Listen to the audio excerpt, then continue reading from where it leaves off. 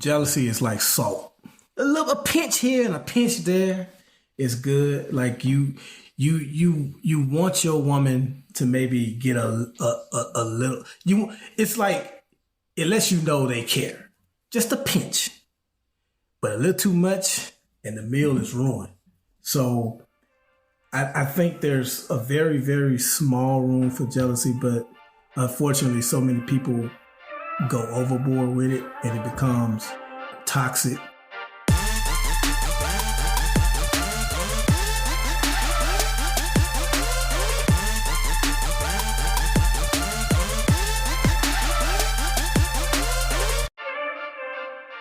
What up? It's Three Brothers No Sense, your favorite barbershop style podcast. It's your boy Ferg, aka Ferg.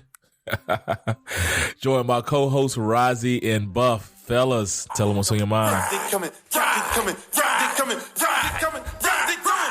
Freaknik, baby. That Freaknik documentary coming, man.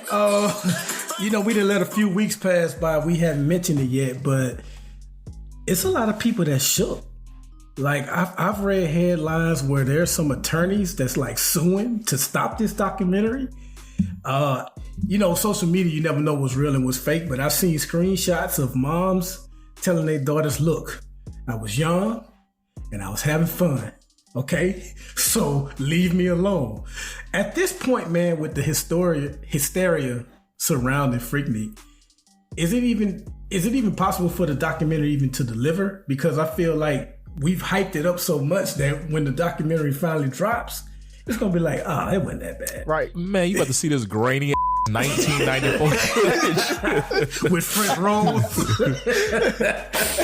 The stuff that they were doing back then is probably stuff we watch on like YouTube all day long anyway. Like, I don't think it's gonna be that far out of the realm of like, oh my God, she did that. Oh no. Well, maybe out in public, but they be doing it. They be doing it. But you know what? It was being wild in 1995, 96, whatever the years of Freaknik was going, compared to being wild today. Twerking with some Daisy Dukes on, and you go back and look at those Daisy Dukes, it's like, I don't even see a whole ass cheek. Right. So, like, looking back on the tip drill video, like, we look at it now, like, it wasn't even that bad. Like, that's a normal video. You think so? Tip drill? Tip drill. Like, if you go back and look at tip drill, I've seen way worse videos. Not on the uncensored version. No. Yeah. Uncensored is different. Okay. But here's what I'll say. I'll probably tune in because it's an event that I didn't make it to. I feel like by the time I was old enough to go, it was gone. Yeah, because I would have went. Yeah, like I went to a foot washing in 2000. So foot washing. I went to Black College reunion in Daytona. Oh yeah. And it was. I saw some stuff, so I can only imagine what Freaknik was. But I do hope, like, I don't, you never want anybody to get completely embarrassed and things like that. I don't know what they plan on showing, but I'm interested. But I don't think it's going to be nearly as bad as we're making. The fact that Netflix bought it, right? I'm hoping it's worth the hype. Or maybe I don't, you know what? I might be disappointed. You're like, man, Freaknik wasn't all that. Because both of y'all accused, so y'all that seen has some nothing things. to do with this. This has nothing to do with that. If I seen some things, yes, we have the same cable channels as you. You know what? We have the same cable channels as you. You know what? I've seen images from Q parties. Y'all read Bibles and stuff like that. Right? So, exactly. Yeah. Wholesome. You're right. So wholesome. Yeah. And then a lot of these young brothers, we were in relationships, and we all know black men don't cheat. Right. Oh yeah, they definitely don't. Yeah, for sure. Faithful Q's. That's y'all nickname, man. Yeah. The wholesome brother. That's all I got, man. Wholesome Q's. I just wanted to bring the Freaknik up because we hadn't mentioned it yet. So yeah. I definitely would have went. I wanted to go to the foot wash too, because I remember my cousins used to talk about it. I'm like, man, I can't wait to get there. I just assumed things will be around a lot longer. Yeah, I went to the foot wash in 2000, but it had started kind of dying by then. Like, it wasn't. Because that was just an Alabama thing, right? Yeah. Well, I mean, people came from all around, but it was just like, it was out in the country. So, you know, a lot of people talk about Freaknik, where, you know, streets were lined and people were twerking out on the street and everything like that. But you got to think going into a big field in the country type thing, and it just going on like tents and stuff. It's like a Woodstock, that type, like foot wash was wild.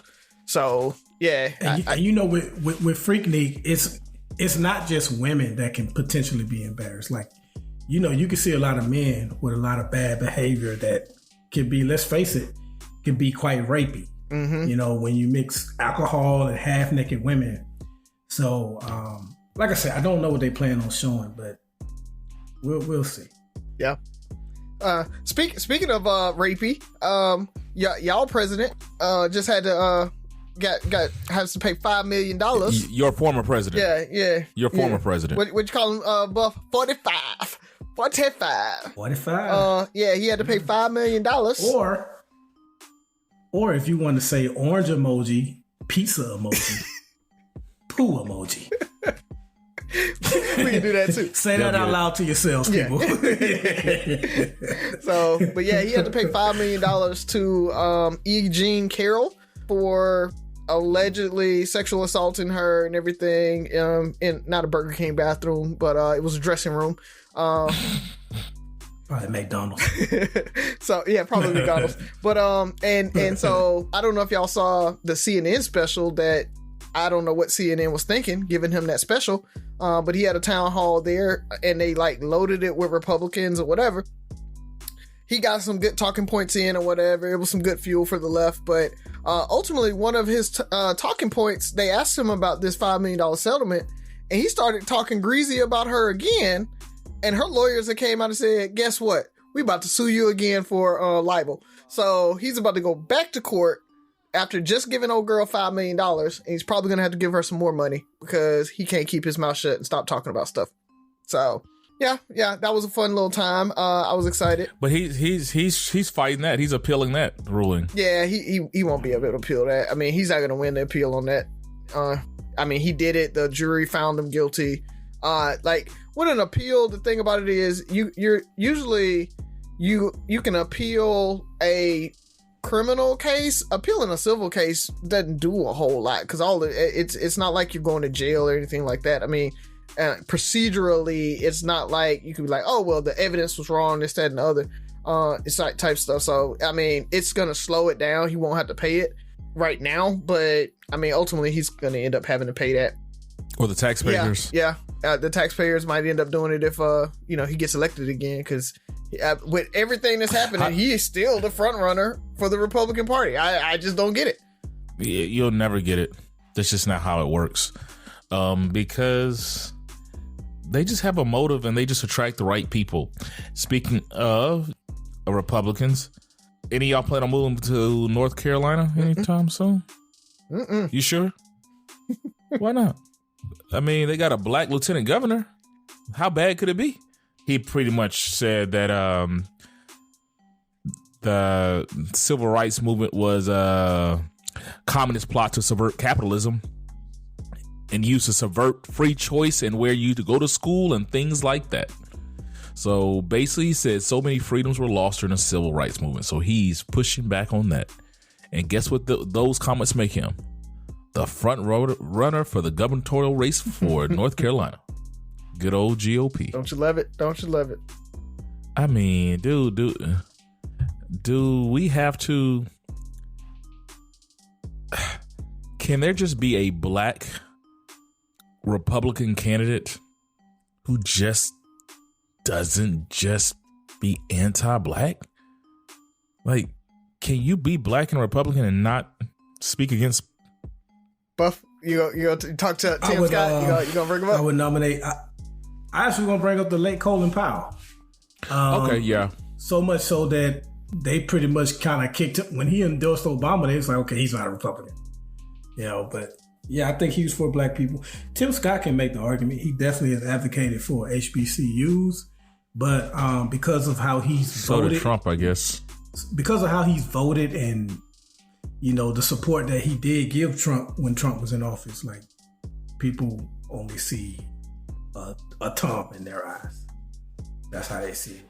But if he makes it to the debate stage, I would love to see how he navigates that. I'm interested in that because if he doesn't run against anybody black, then it's not going to be worth talking about.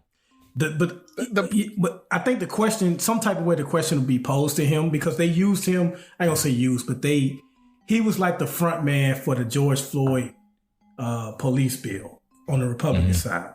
So, and he's mentioned, he's made speeches about, being stopped because he's black. So he's thrown little nuggets out there here and there. So it's going to be interesting to see. But although his opening campaign speech, they was criticizing him because he mentioned the Civil War, but he didn't mention what the Civil War was for.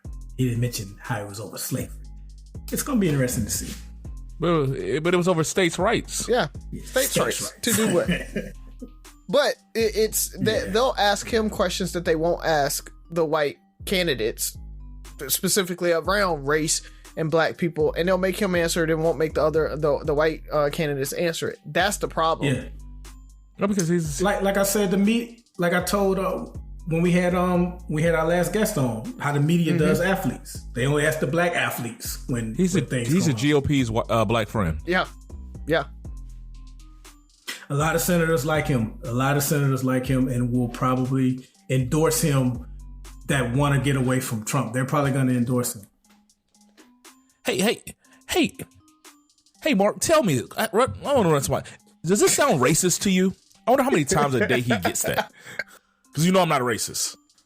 I mean, I have you as a friend. We go to lunch together. So, yeah. Oh, I did want to talk about Twitter. And Elon Musk he has named a CEO. And he hasn't given her name, but he said that she is going to be announced in the next couple of days. But he has identified them.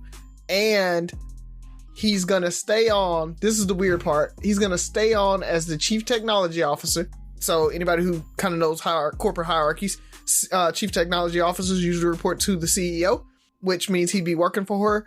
But he's going to stay on as the chief or the chairman of the board. So he's going to work for her and be her boss at the same time. So I don't know how that's going to work, but right. He literally just put her in as kind of a front woman because he still has to run everything. So basically, when things go bad, he can blame her, and when things go good, he can take exactly. Wouldn't you take that job? Well done, Elon. Well done. Yeah, I saw that. I was like, wow, this guy he's a genius at I don't know if you guys watch Succession, but there's what's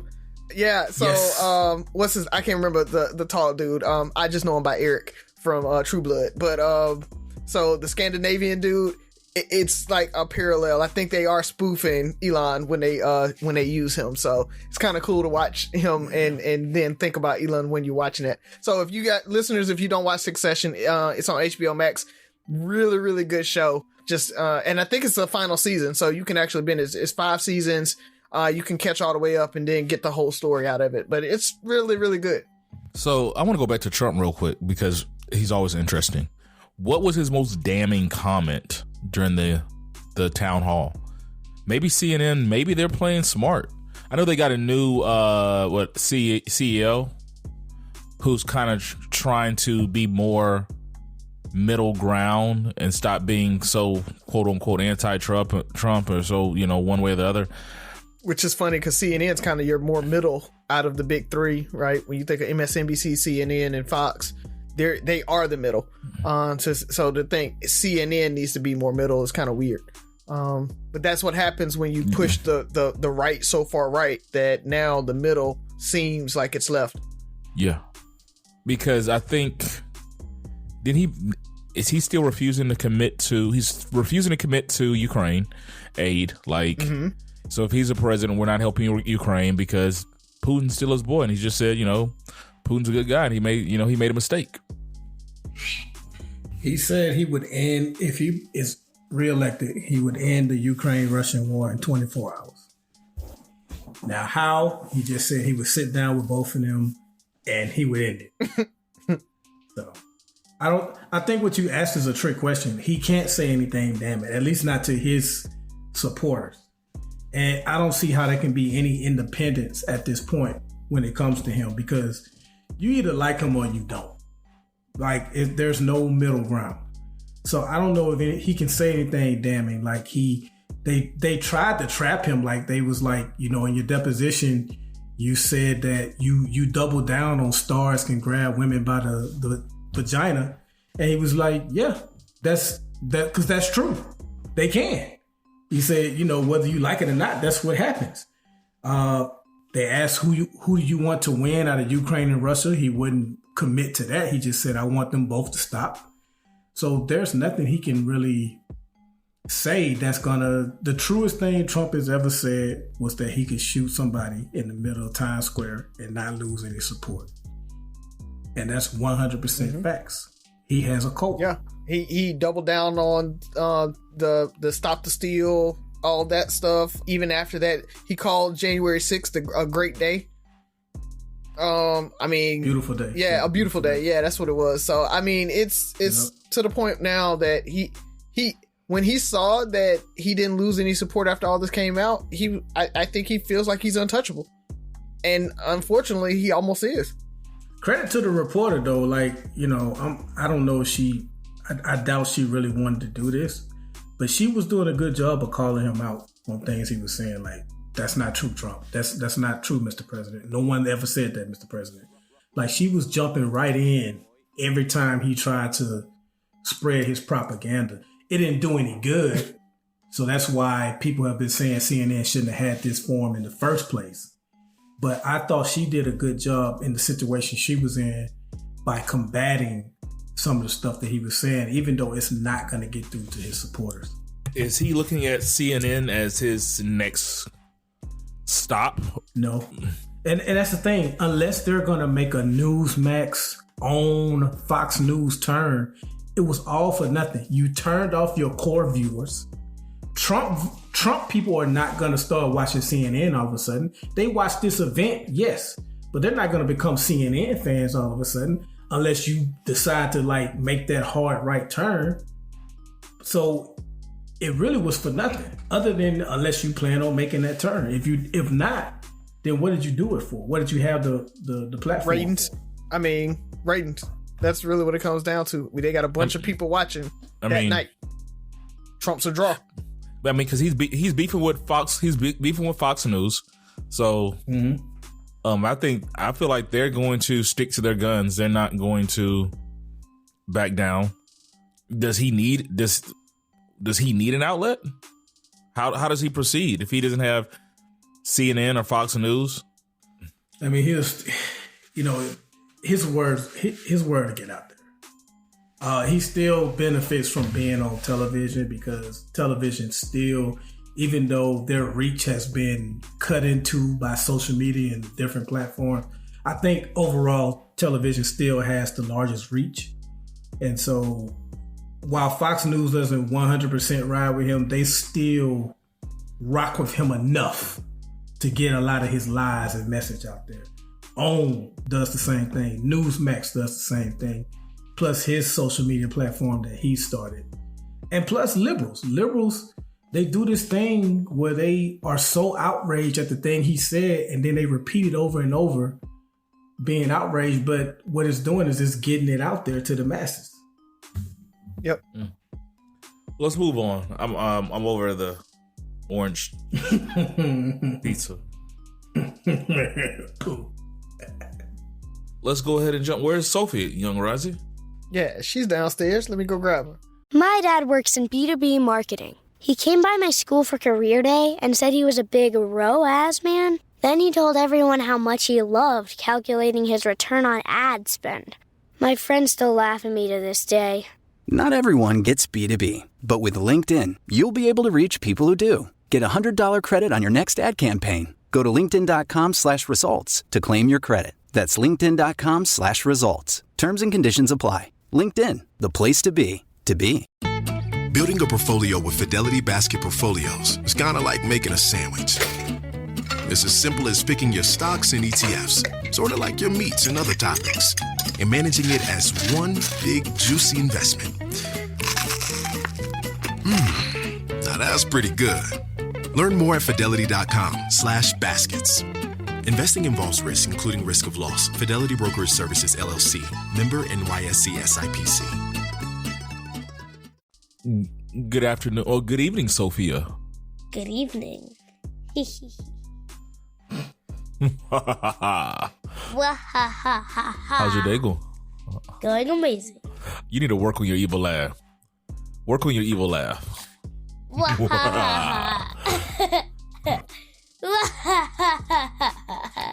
Not evil, you're too sweet. It's hard. I keep on laughing. You have a good joke for us today? Yes, I do have a very good joke for us. I ran out of food and I had to steal from next door's herb garden. Let's go. The joke is happening now. I'm living on borrowed time.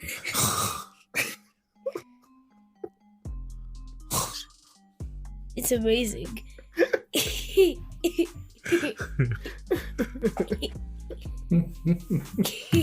I'm eating it because it was delicious.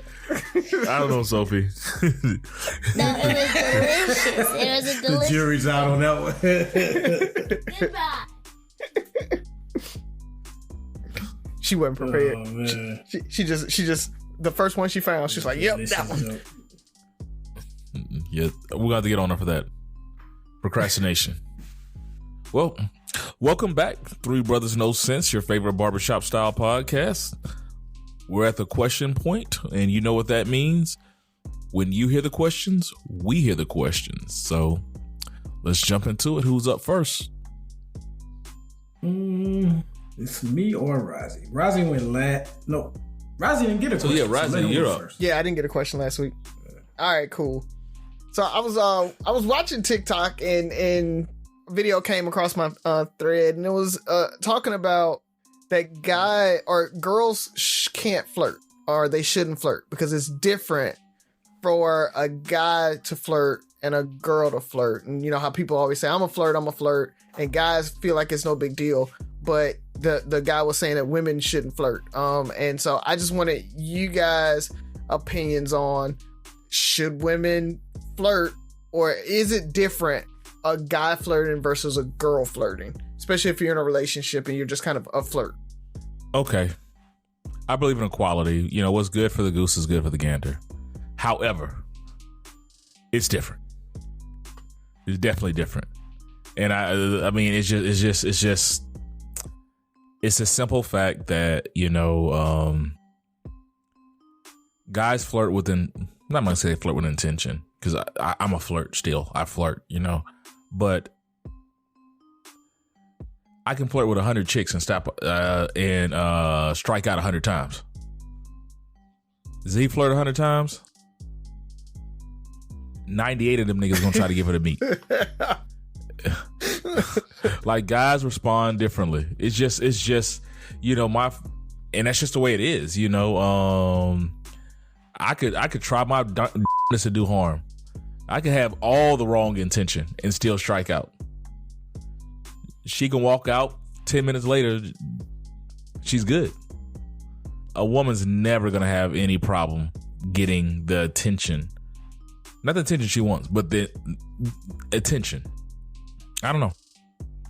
It's a complicated question because, like, what is flirting? You have to define what is flirting, and it's kind of different for each person. But overall, my answer is neither person should be flirting.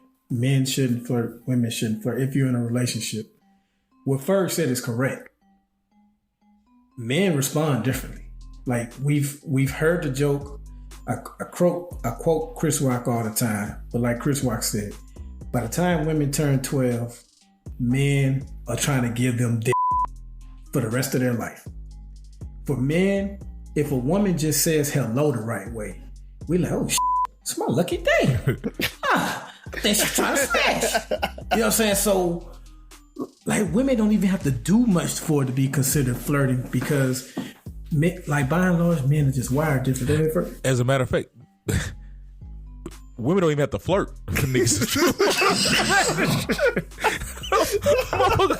She can walk in the room. Think about how, as a matter of fact, how many posts do you see with like teachers? Is this teacher inappropriately dressed?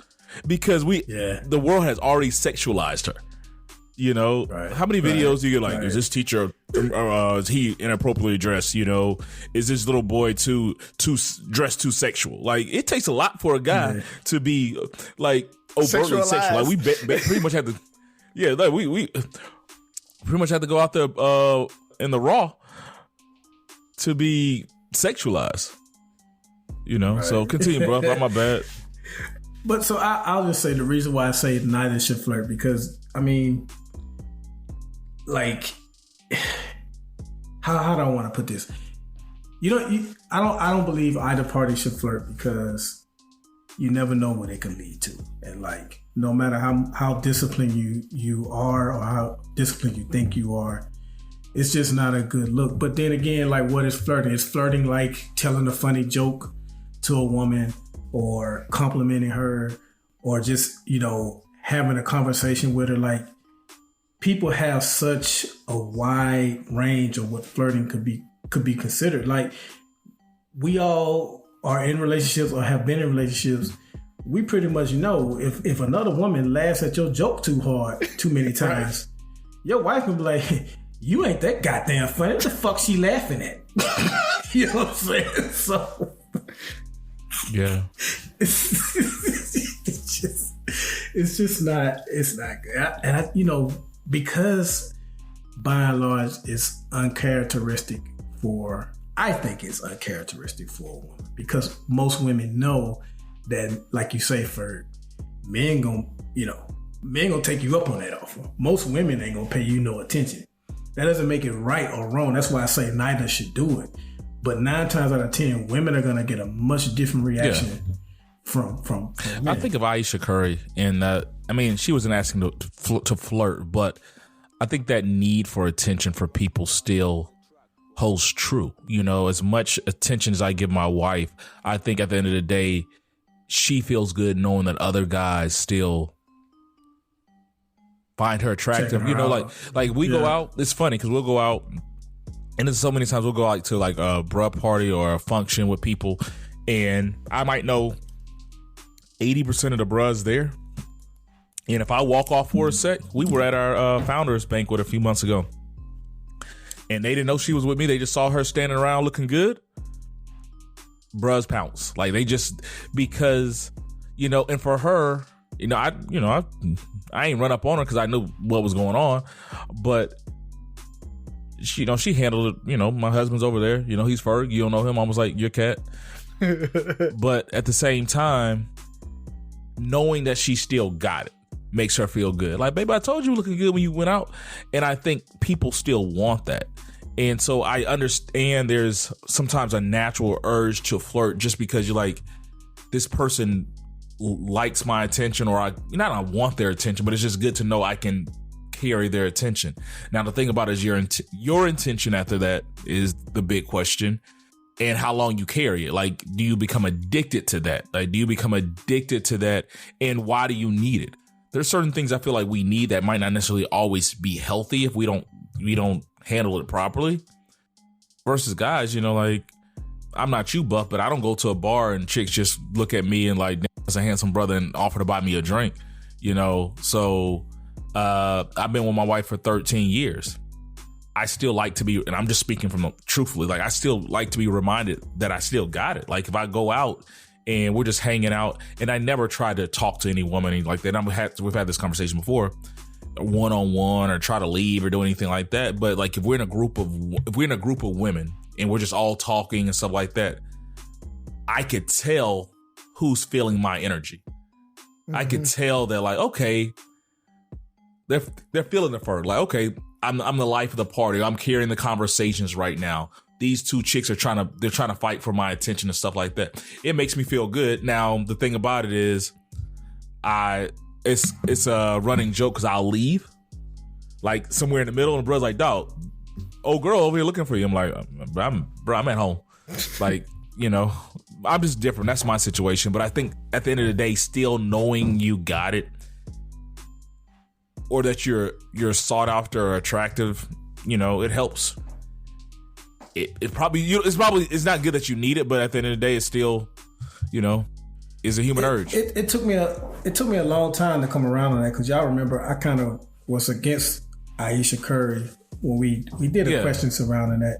But, you know, to an extent, I get it. Like, if your spouse or significant other tells you that, it is good to hear. But at the same time, they love you, so it's almost like, you kind of got to say that. But for somebody else to say it who doesn't have that emotional attachment to you, then it's like, oh, man, I guess I do look pretty good or whatever. So I kind of... I was thinking about I hate to say this, the ugly friend theory. Like, if you go in a club, like if we went out right now and we saw a group of chicks and just there's the ugly one. Like, imagine your wife always feeling like the ugly friend. They come up and talk to every other chick. Everybody's offered them to buy them. 5 different groups of guys have walked their way, offering to buy Tab a drink, but they ain't looked at her friend Sally. You know, like, no, we're good. Oh, I was talking to her. Like, at a certain point, you know, Sally's been married for 20 years, got 2 kids, beautiful home, like happily married. But at the end of the day, I don't care how married you are. It's like, God damn. Don't nobody is my husband the only person on the face of the earth that finds me attractive? And my kids that say, Mommy, you're beautiful. Your husband and your 3-year-old think you're beautiful.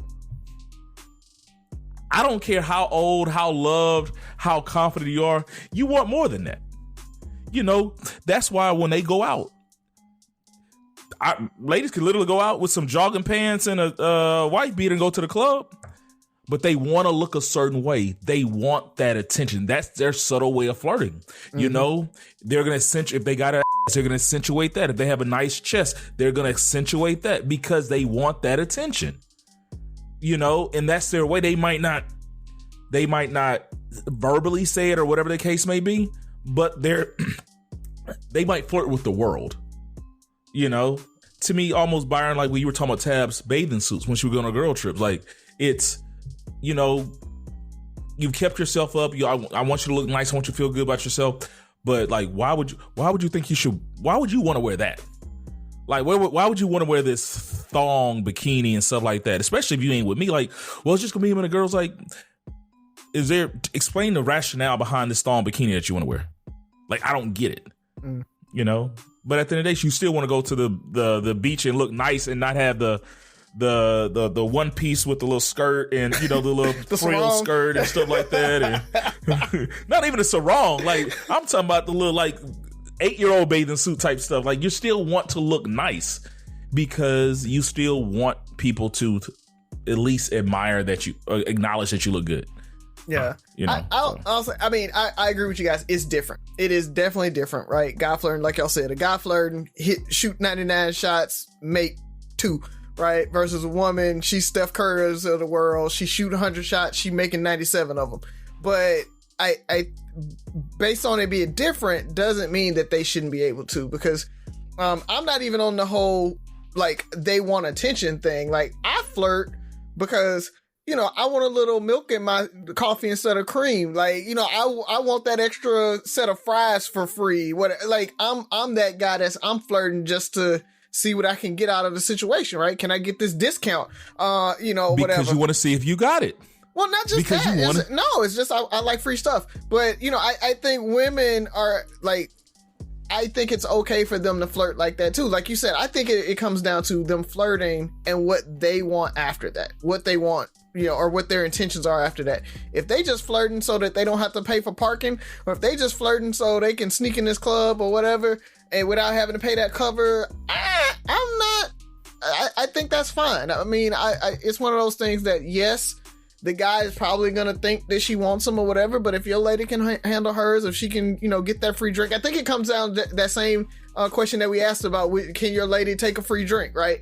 I think it's that. It's like, can she do it and still maintain that kind of distance and understand that this is as far as we're going to go. I want that little bit of attention. I want to be able to dance or whatever, and then walk away versus, taking it further and further and further. So, but that's just my take on it. I really feel like women, even though it's different, they should be able to flirt. I just do. I mean, you're right. They should. It comes down to like, we too nervous. We can't deal with it. Like the world, if women flirted as much as guys, our frail male egos would be fractured. I can't think. The thought of Z giving another guy attention, because 9 times out of 10 he's going to react to that attention, does not sit well with me. But you say you flirt though, and I guess that's the thing about it. Like, you're a natural flirt, but then she can't. It's not that she loves the idea. Like, she understands and she's cool with it. Like, but it's not like, oh babe, make sure you go out and flirt today. That I never leave the house like, hey, you looking good, go flirt. If she goes out, I know she might flirt. She might get a drink, like whatever. I mean, she's gonna entertain whatever. I mean, I just don't like the idea of it. If I could keep her in the house locked up and, away from all dangers and harm, then I would. But that's not the way the world works. It's realistic. You want to go next, Buff? Because I have a question, but I kind of want to. I got to think on it now. Well, yeah, because it kind of takes Razi's question to the next level in a sense. So my question is about cheating, and cheating is just bad, for the okay? listeners out there, inspire you on air. Exactly. Inspire You on Air, the new Beat of the Bay. We have an episode called Cheating is Bad. We are already on the record as saying cheating is bad. With that said, I wanted to talk to you brothers about other forms of cheating. Because when we think cheating, we think having sex with another person. But it's a 2-part question. I feel like I know the answer to the first part. The first part is, do you believe that there are other forms of cheating, whether hiding money, having a drug habit that your spouse doesn't know about, a gambling problem that your spouse and significant other doesn't know about?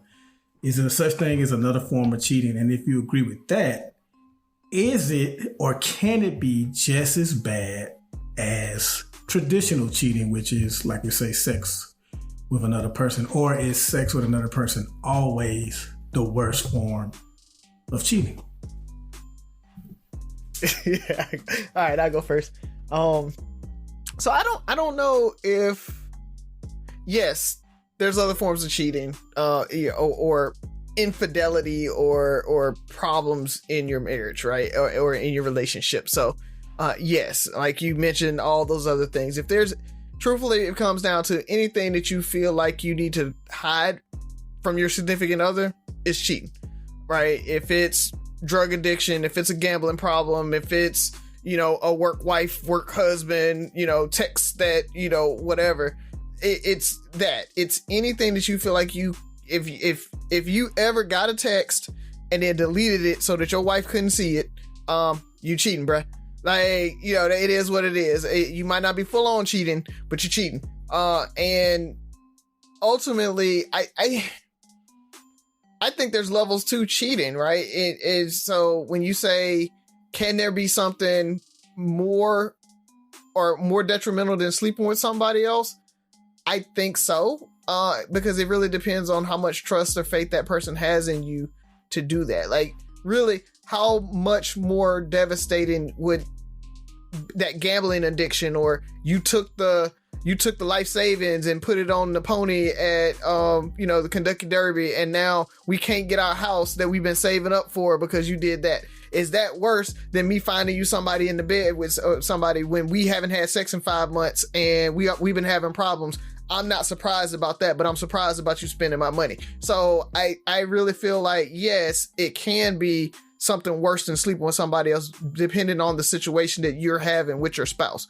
Because, I always talk about, if you start to the point where you're, and Ferg, I think you talked about it, if you're withholding sex from me, and you're using it as a weapon against me, and I go out and cheat after trying repeatedly to try to get with you, and you say no, you say no, you say no, and then I end up slipping up and doing something else, it's still bad. We said that cheating is bad. It's still wrong, but you can't act surprised, right? I can't say you can't be mad. You can be mad, but you can't be surprised if that happens. And so I think that really comes down to how much of a reaction that person has and how much of a surprise it is what causes it to be as bad as it is. And like we talked about, the other part about that is it going to make me look stupid in public? Like, cheating in private is not as bad as cheating in public.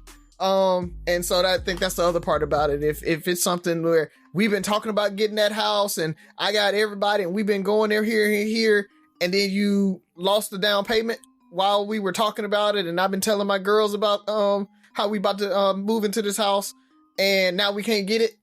Yeah, that's different than just doing it behind closed doors. So really, it is a little bit of the publicity of it all too.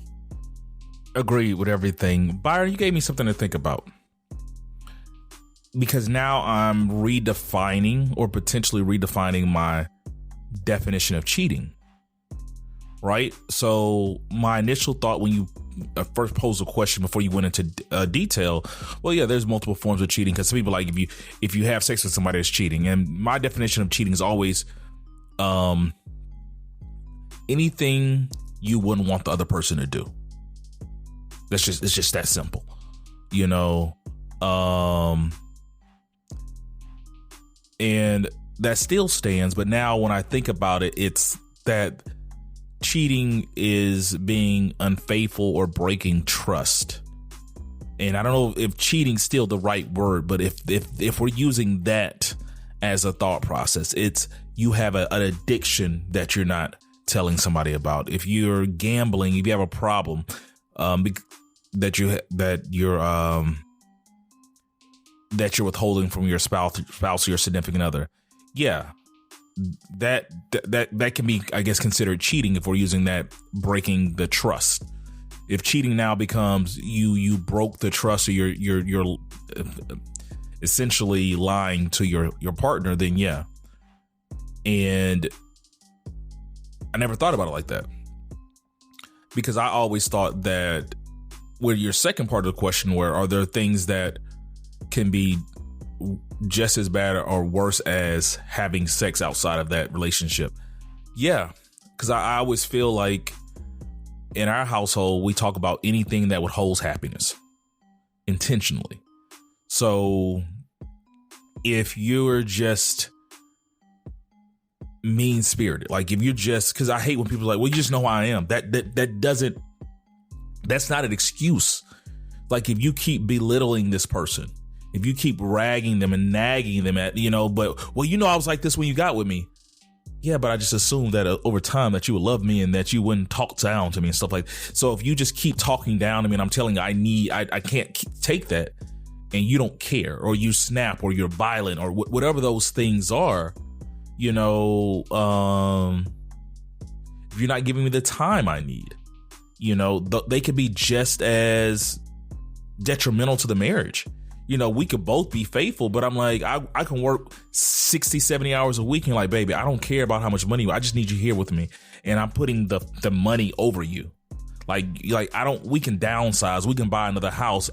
Whatever we need, I'll get a job. I just want to spend more time with you. Like, nah, my wife can't work, or I'm trying to buy this house. I want to buy this car. And you putting all these things ahead of us, and it eventually is the downfall of our marriage.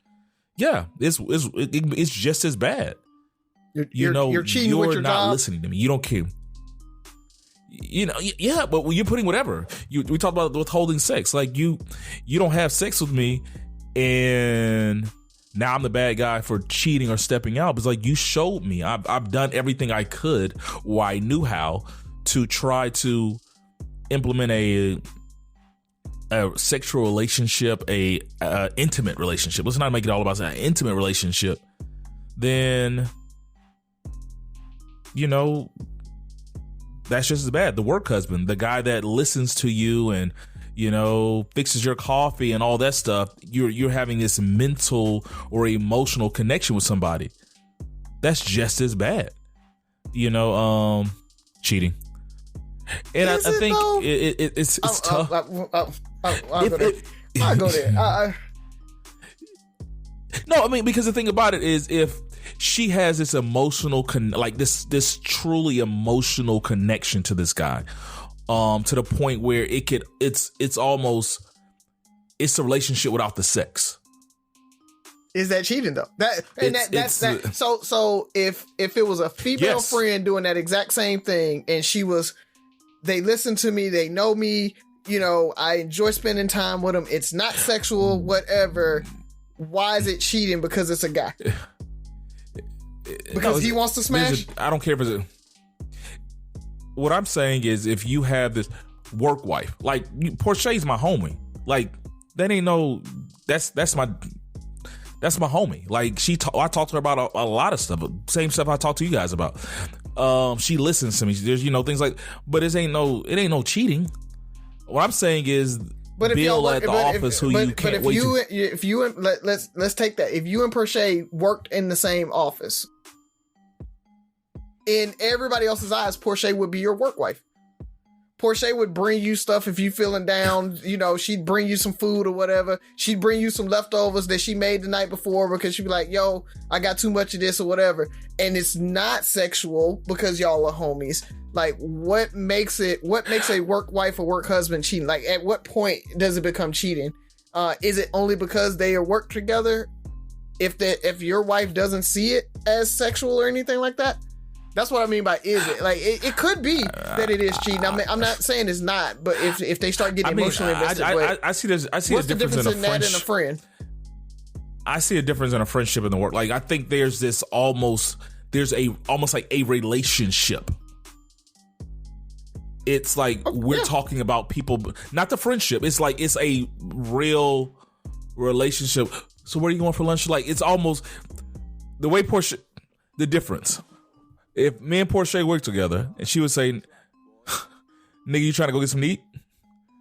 Versus, "Hey, I saw this new restaurant. I was thinking about you guys, and telling me, like it's a different conversation. It's a different energy. It's almost a flirtatious energy that goes back to this is as intimate as a relationship can be at a workplace. Because some work husband, work wife relationships are inappropriate, and they eventually end up in real freaking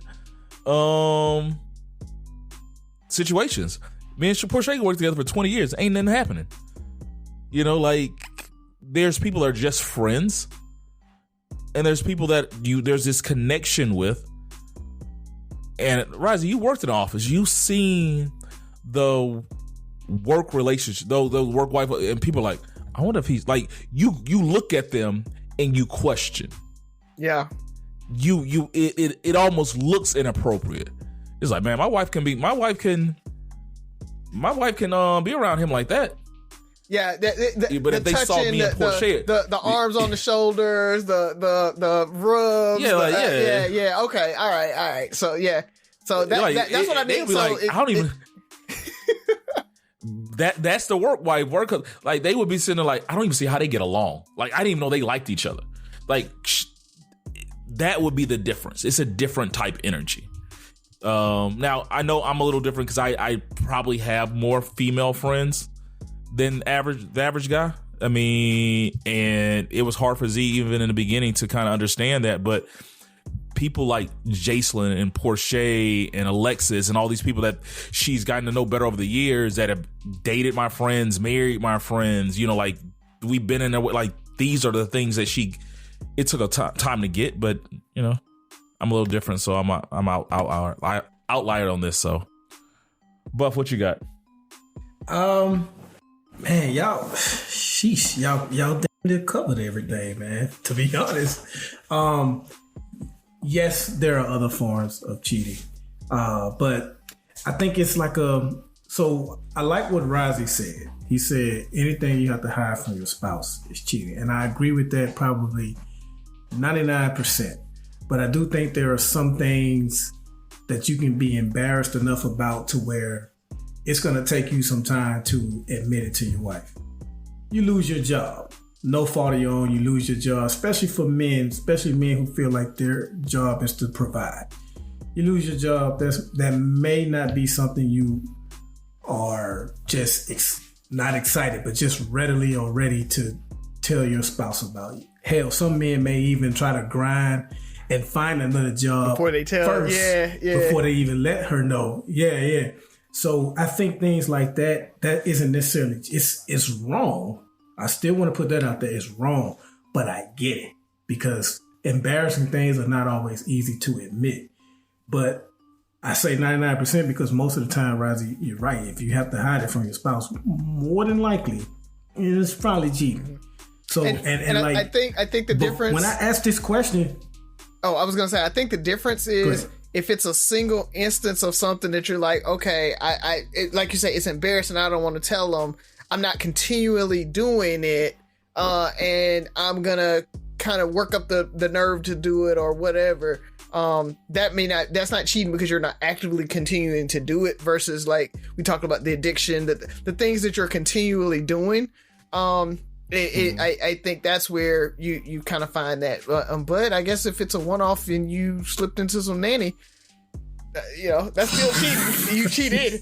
It's not active cheating. You don't have a relationship. Hey, that's what made DMX's wife step away. Like, she knew about the drugs. She was willing to, stick with him through that. Once she found out about all the other women, she was like, okay, I'm out. But, before I asked this question, I didn't think there was anything that could rival your spouse sleeping with someone. But for some reason, it was the way you described your queen taking your money and blowing it on some shit. My fist balled up a little bit. So sleeping with somebody, it got some close seconds now that I think about it, man. Because you take all my money, man. Like, that's crazy. So, but yeah, to answer the question, there are other forms of cheating. And apparently there are maybe not necessarily things that are worse than sleeping with somebody else, but there are other forms of cheating that rival it. Mm-hmm. And depending on how your relationship's set, I can see a situation where there are some things that are worse than your wife sleeping with somebody. And the reason I say I'm a firm believer there are things worse because you have a lot of people holding that card. Well, I didn't cheat, so I can't be that bad of a person. Like, if she just constantly disrespects you, like there's just a lack of respect and you're just a very humble, loving, supportive person, or vice versa. He disrespects you, but he doesn't cheat. He calls you out your name. He talks about why you know what, I should be out here messing with all these chicks anyway, because you didn't let yourself go. Like, that's bad. Because he just, he might just be a guy who just never has been faithful, and he just takes advantage. Like, he's never been faithful. He wasn't faithful to you when y'all were dating. So ain't nothing changed since they married. So he's cheating now. He was cheating then. Like, is that a big deal? Not condoning it, but it's like, that's been a part of y'all relationship from day one. Let's be honest, people. And ladies, I'll tell you one that's worse than cheating or sleeping with somebody else. Them hitting you is worse. And for some reason, women will stay when they're hidden, but leave when somebody cheats. So again, yes, it's worse. Well, I know we're pushing on time, but I'm going to continue because my question thought it was too closely related to Rozzy's question, but Byron kept the conversation going. So we're going to talk about, my question basically is jealousy. Jealousy in relationships. Is jealousy is a bad thing, or is there a fine line between jealousy and protective? Jealousy is like salt. A pinch here and a pinch there is good. Like, you want your woman to maybe get a little. It's like, it lets you know they care. You know what I mean? Just a pinch, but a little too much, and the meal is ruined. So I think there's a very, very small room for jealousy, but unfortunately, so many people go overboard with it, and it becomes our least favorite word, toxic, and sometimes abusive and deadly. But I think there's a little room for it. I don't know if Risey's going to agree with it, but I think you can go overboard with it. But just a pinch of jealousy is cool. Yeah, I like how you described it lets you know that they care, right? Like, it's what they talk about pain, right? If everybody would be like, oh, well, I wish I didn't have to feel pain.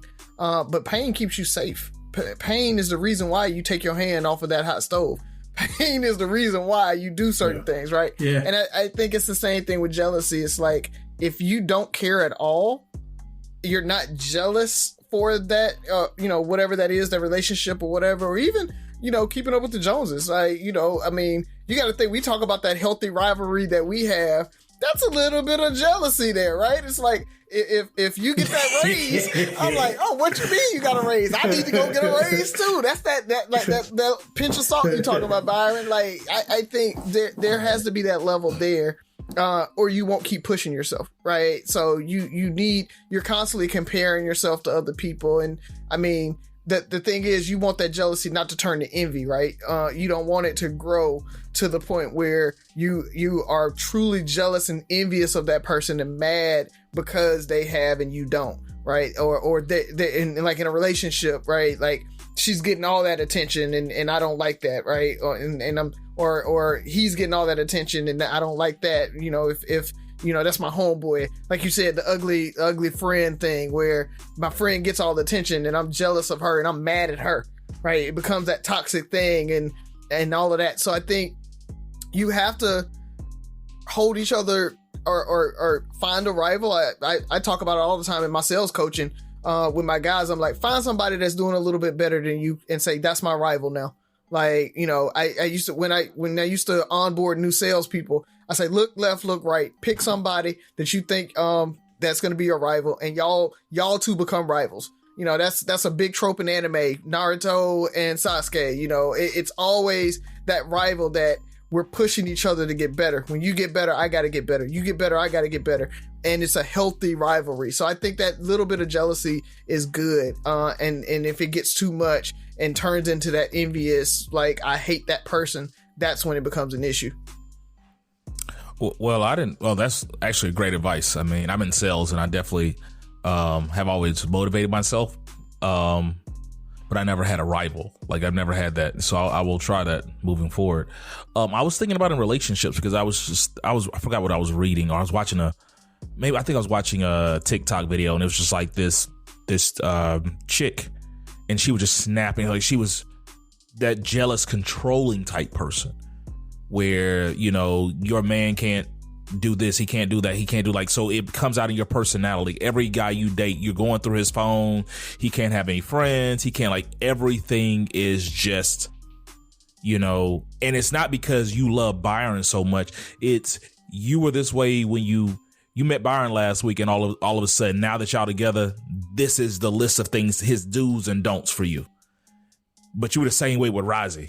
And you're going to be the same way with Ferg. You're going to be the same way with the person you haven't even met yet, because this is how, and I think sometimes it's become normalized where we, it's okay to go through his phone, girl. Let me show you how to jailbreak this and how to do, like, we normalize this jealousy. Now, healthy, like you said, when it's like, it shows that you care. If you just don't care, like, my wife can do whatever she wants to do, I don't care. No, I'll never say that. You heard how I said, if I could lock her in the house, I would, but at the end of the day, there's a difference in that jealousy, like you say, going to envy, but in relationships, that jealousy becoming controlling, and it's not even about the person. It's just part of who you are. You're just a jealous person.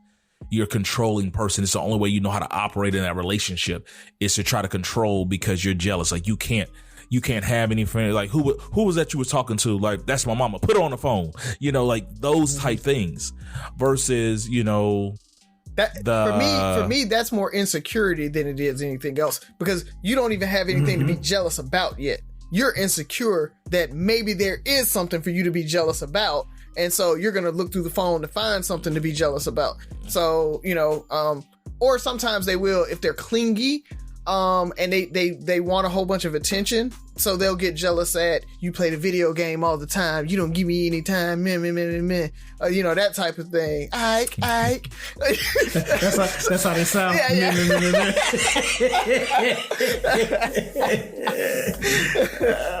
So I can see that jealousy there, like, you know, that they become so clingy or need the attention. You always go to your mama house, like all those type things. You see this, like it's, you know, you're competing with attention for your, like competing with attention for your kids and all this stuff. And then there's also, I think there's a healthy form where I think it's, you get away from controlling and you're protective. Like I'm very protective of my wife. You know, like I'm always going to be almost going to protect her innocence, her purity. Like I want her to protect her and keep her away from all the slings and arrows, which includes like infidelity and all this stuff. Because for me, I wouldn't be able to look at her the same, you know. But I think there's a fine line, you know, from protective to jealousy and, you know, controlling and stuff like that. So, and it is Mental Health Awareness Month. So ladies, remember, like the jealousy we talking about doesn't hurt. Like that pinch of salt, that's not what gives you a headache. When you overdo it, that's the amount that gives you a headache. It shouldn't hurt. So don't mistake abuse as you know, a form of jealousy that shows that they care. It shouldn't hurt. Yeah. So anytime they say, "See what you made me do," ever think that. If they say that, it's over. That goes both ways. Oh yeah, that goes both ways. Because I feel like we're talking. It might seem like we're talking to one person because I can see and I've heard chicks say that, but because it doesn't hurt as bad, you know, it's you punch me like, okay, it really didn't hurt. See what you made me do out. I'm not a violent person. And now you're in the flings of a potential violent relationship. So, yep. So good, so good, so good. Get ready, because it's time to save at your Nordstrom Rack store. Now through February 23rd, take an extra 40% off red tag clearance boots, jackets, and sweaters. We're talking the best cold weather styles from Vince, Cole Haan, Sam Edelman, and more. All on sale for even less. All sales final. You never know what you'll find, but you know it's gonna be so good. Great brands, great prices. That's why you rack. Every cup of Nespresso coffee is an invitation to transform your morning routine into a ritual you can treasure each and every day. Using the Vertuo Pop, a simple touch of the button freshly brews bold aromas and a rich, velvety crema layer for delicious cafe-quality coffee at home. Whether you enjoy your coffee hot or over ice, every sip, every morning is unforgettable. Nothing tastes like Nespresso coffee. Visit Nespresso.com or our app to explore our full range of easy-to-use machines and coffees not found anywhere else. Well, fellas, I think we had a good show. We definitely didn't talk about anything bright and airy, full of sunshine or whatever. So hopefully we can impart some sunshine or something, rainbows and butterflies in our closing remarks. But with Buff's face, I don't think that's going to happen. Well, you know what? I think this is bright. I've mentioned my best friend, our friend, Wendell P. Grant on this show several times. And for those of you that have been rocking with us from day one, he was on our first live episode from Mobile. He was one of the voices on that episode. But I just want to give him a shout out because, you know, something Ferg talks about is we don't celebrate ourselves enough. He talked about this a long time ago. And Wendell is one of those people that he does so many favors for so many people. And he never, you know, toots his own horn. He never celebrates himself in that way. But this time, last week, he accomplished something. Well, someone else accomplished something that he was so proud. You know, he texted me and, you know, he was like, man, if I had Facebook, because he's not on social media at all. He's like, man, if I had Facebook, I would be posting this right now. But basically, there's a young lady that whose father died when she was 5 years old. Wendell is her godfather. He took on a heavier responsibility in her life once her father passed away.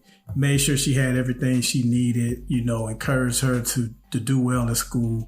She just graduated last week, salutatorian.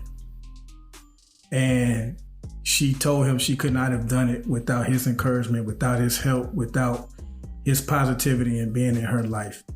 And I was just, not only am I proud of her, but I'm happy for him, because I'm not exaggerating when I say he doesn't like to celebrate himself. He does favors for people all the time. This is a man, I didn't even know I was going to say this part. This is a man who contributed to my down payment on my first house.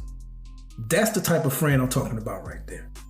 So, and didn't ask for anything in return. So for him to be that proud of this lets me know how big of a deal it is. And I told him that I was going to give him a shout out on this show.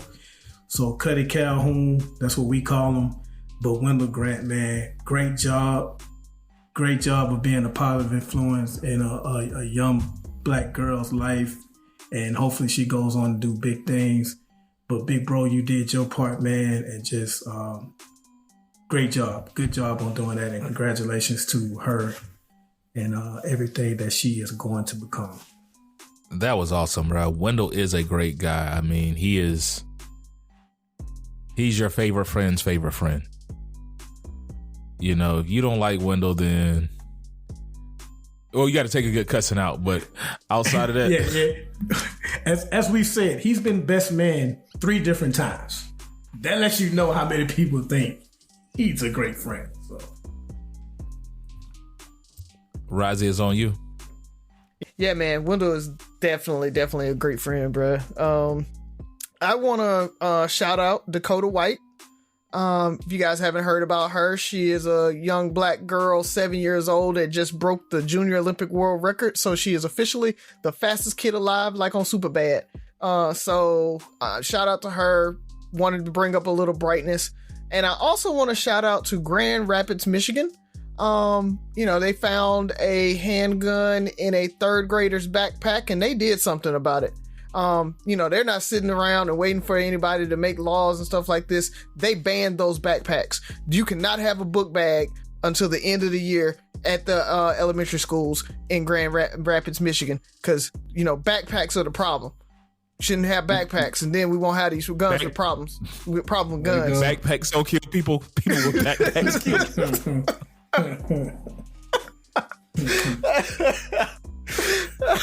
Oh God! Yeah, man. We'll tighten the laws on back. We'll tighten the backpack laws. We ain't touching those guns though. Guns just floating there. Yeah, if it wasn't for the backpacks, the guns wouldn't get into the schools. Well, if the forefathers wanted us to have backpacks, they would have included in the Constitution. So yeah, man, that's all I got though, man. It's one of those things that we will skirt around the problem. We will do whatever we can not to offend the Second Amendment gun lobby. But I mean, it's to the point now where we really have to think about what is the issue, right? How easy is it for a 3rd grader to get a handgun, throw it in his backpack, and bring it to school? Like that's wild. Yeah. Bruh, I mean, you just don't know how many guns are in backpacks right now. I mean, most guns are in backpacks. I mean, when you really think about it, most guys, the little cross sling backpack, fanny pack thing that like dudes like that wear in the mall, I automatically assume that there's a gun in there anytime I see one of those. So, well, the JanSport lobbyists need to go ahead and get together so I can become a part of that. The backpack NRA. So we've gone a whole segment and we haven't mentioned this, and I wanted to see how far we'll go. By the time this show drops, it will be the day after Mother's Day. So happy Mother's Day to all the mothers out there and stuff like that. People, love on your moms, love on the mother of your children, all the good stuff. If you can, show them the love they deserve. Ladies, take a break. Enjoy your day. And with that being said, 3 brothers, no sense. 6 Rules of Podcast. Listen, like, share, subscribe, comment, and most importantly, listen again. Talk to you next week.